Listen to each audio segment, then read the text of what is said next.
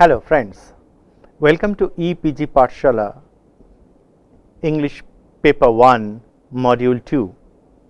I am Dr. Joydeep Shorangi, Jogesh Chandra Chaudhary College, University of Calcutta, Kolkata.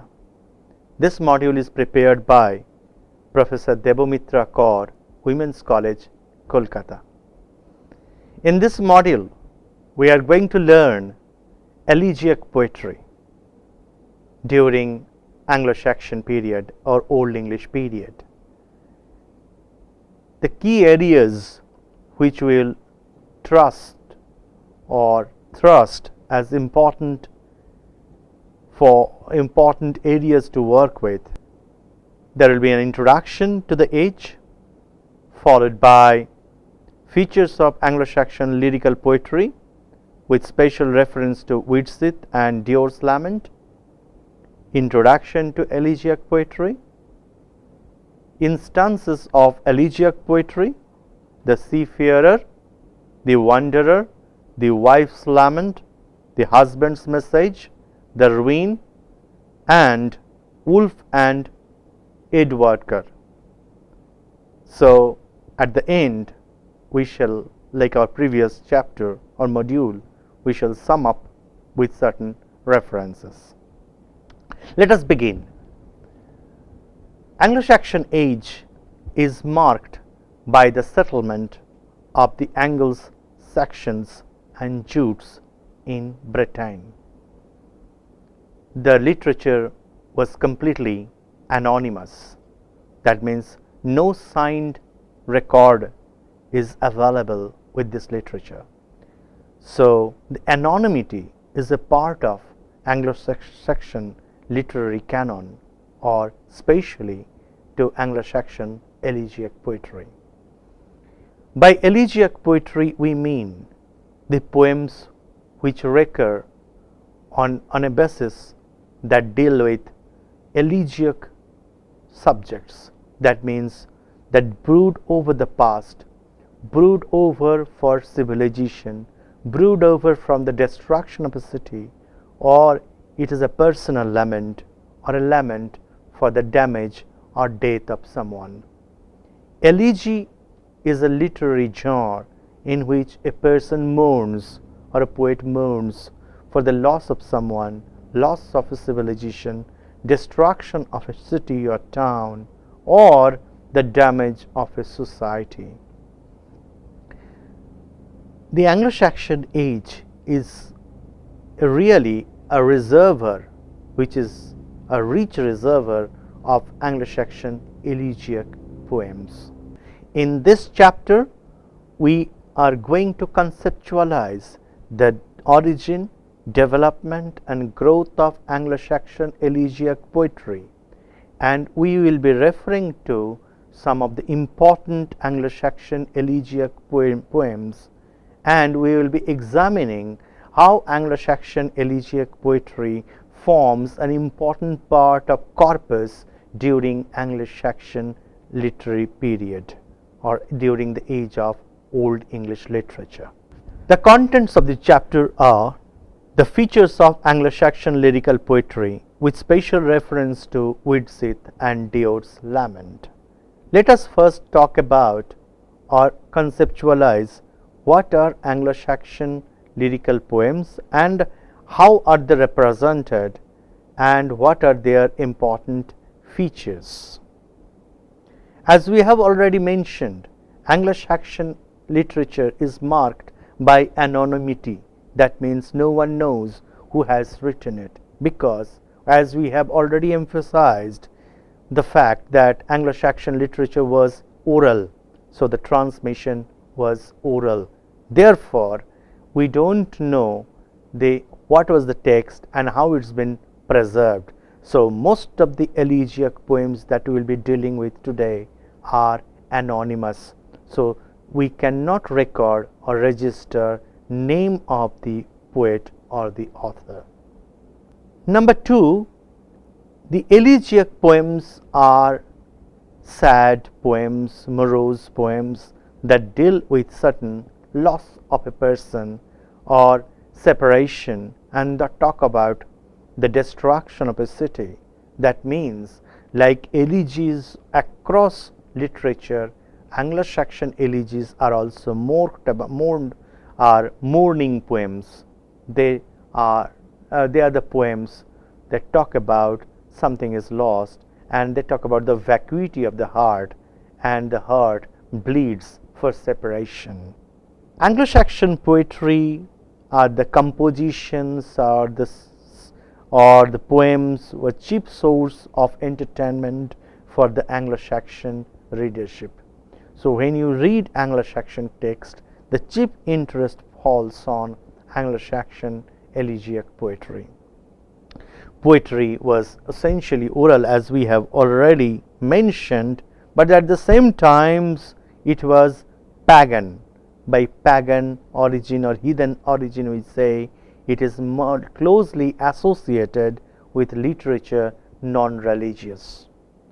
That means most of these texts are written before the advent of Christianity. But later on, with the advent of Christianity, Christian affairs and matters were infused into pagan corpus. So they looked little different over a period of time as the things went on. The surviving literature is contained in 4 major manuscripts. One is Exeter book, the second one is Versilli book, the third one is Junius manuscript, and the fourth one is Cotton Vitellius manuscript A and 15. So these are the 4 manuscripts where unsigned poems are visible, recorded, and come and present in front of us. So the Anglo-Saxon elegiac poems handed down orally, transmitted orally, but most of the poems are lyrical. Some run into more than 500 lines and some are short lyrics, but they are passionate and very compassionate poems, and they reflect the mood of serenity and tranquility of these poets. And these poems also reflect how these poets or anonymous poets were close to nature, and man and nature are very important in these poems. Now let us talk about the features of Old English language. I think it demands our special emphasis or special attention. The language was based on consonant sounds, and this particular statement needs clarification. The most important aspect of Old English literature is the language. The language was dominated by the consonant sounds like ha, sh, that means s and c, st, s and t, ta, stra, str, sa, ta, ra, ra, h and ra, thra, th, ra, th, ra, and so on. They form the vital part of the syllables. The accent is mostly put on the first syllable of the word, which is quite unlikely in modern grammar. In modern pronunciation, the accent may be on the first syllable, second syllable, third syllable, or so on, but in Anglo-Saxon age, the most of the accents are on the first syllable.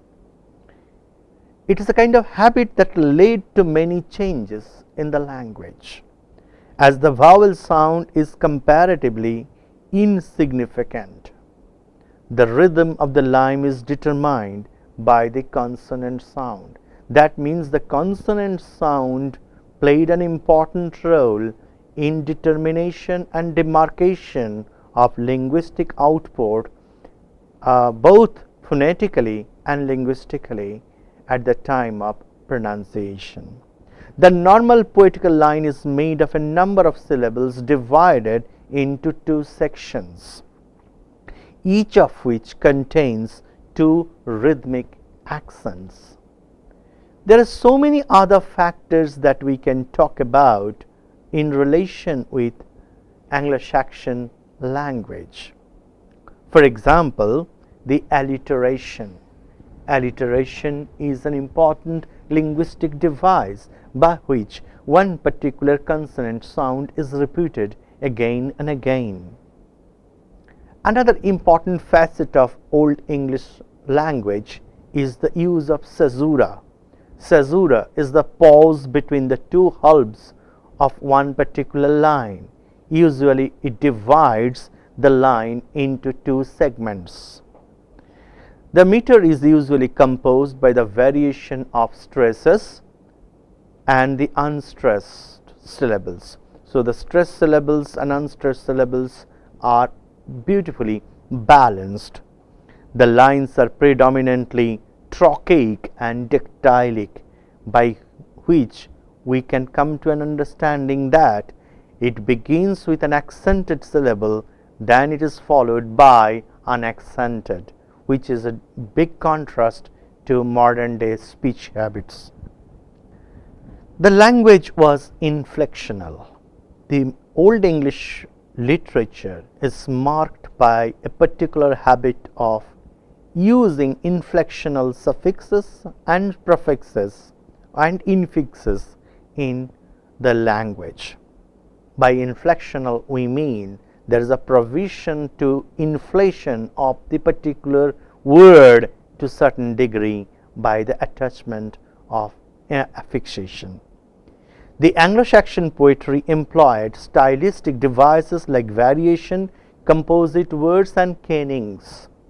If we look into the corpus of Anglo-Saxon elegiac poetry, many words are composite words, because composite words are also words that describe a particular event or object beautifully, and the variations like kenning and composite words that actually add beauty to Anglo-Saxon poetry. Discuss 2 important Anglo-Saxon lyrical poems. Number 1, Widsith, and number 2, Deor's Lament. Both the poems record the autobiographical narratives of 2 scops or minstrels. There is a similarity to both these particular poems because both of them recorded by minstrels or 2 scops who comes from one place to another place, and these poems are autobiographical. By autobiographical we mean there are personal touch to these poems. The 144 line long Widsith is divided into 3 thulas, that means 3 parts, which catalogues the lists of names of the kings, tribes and legendary figures whom the narrator has visited. So it's an important record of the narrator who has visited certain places and he is recording that in that particular poem. It is a fantastic travelogue, for it names both historical and legendary figures ranging for 200 years. So this book is a beautiful panoramic book that talks about the voyages or the traveling heroes' encounter with people at different parts of Scandinavia, and he records the historical names as well as legendary figures in this particular poem. At the same time, it includes a large number of tribes, their settlement, their history, their modes, their nuances in respective literature and social position, political upbringing. So these 2 poems almost record the history of the people, and they have an anthropological base to it. By anthropological base to it, I mean that these historical records are rooted in socio-cultural nuances. Now let us talk about the nature of the elegies. As a battle-torn race, the Anglo-Saxons were always perturbed by the concept of transience. As we have already understood and we have learned in our module 1 that the Anglo-Saxon period was the period of different attacks, the attacks by the Vikings, the internal conflicts. There were several battles. So the life was not permanent at all. So life was considered as a piece of transience. It's a part of fleeting habits of time. Man is a part of tempus fugit. Man comes and goes. So most of these poems celebrate the concept of transience of life. They believe that death should be countered by everlasting fame, which every man should earn in his lifetime. That is their philosophy, or that is the philosophy of a pagan or heathen. What you earn in life, that is the greatest strength in you, and you should fight with death in order to make your name permanent or write permanently with your abilities and with your performances. Later, with the advent of Christianity, the concept of transience changed considerably. In the middle period of the Anglo-Saxon age, we come to know that the advent of Christianity took over England. So there is a broad sea change that brought a different dimension altogether in England. So what was mainly a kind of doubtful life, uncertain life, Christianity gave them hope and tolerance. So with the advent of Christianity, the concept of transience changed considerably, and it looked as a different life view as well. Human life was seen as a loan from God. That was a unique customary among the people of the Anglo-Saxon age. They thought that human life is a taking loan from God, as God is all powerful, nature is all powerful, and it is temporary home. It is a temporary home means the body I have is a temporary body. It's the loan body from my God. While heaven is the permanent abode where we can go and we can create heaven by our efforts. So this was the concept we had during that time. The theme of exile, suffering, separation, which were expressed in the Elegies, were deemed to be suitable by the people. That means exile was there. People used to go out for earnings. People used to suffer for separation. Separation, husband from wife, friend from friend, master from servant, are all painted in these particular poems. Thus the elegies were written down by people who could write, who at times incorporated their own lines to understand or underscore the Christian sentiments and otherwise pagan verses. So if we can categorize them, there was two streamlining, pagan and Christian, but at the same time one intermingling or one fusing to another. Thus the Elegies present a curious blend of pagan imagery and Christian ideology. Pagan is rich with imagery, that means images related to pagan life, heathen life. At the same time, the Christianity was a motto of life. Therefore, there is a preponderance, deliberate infusion of Christian sentiments into that.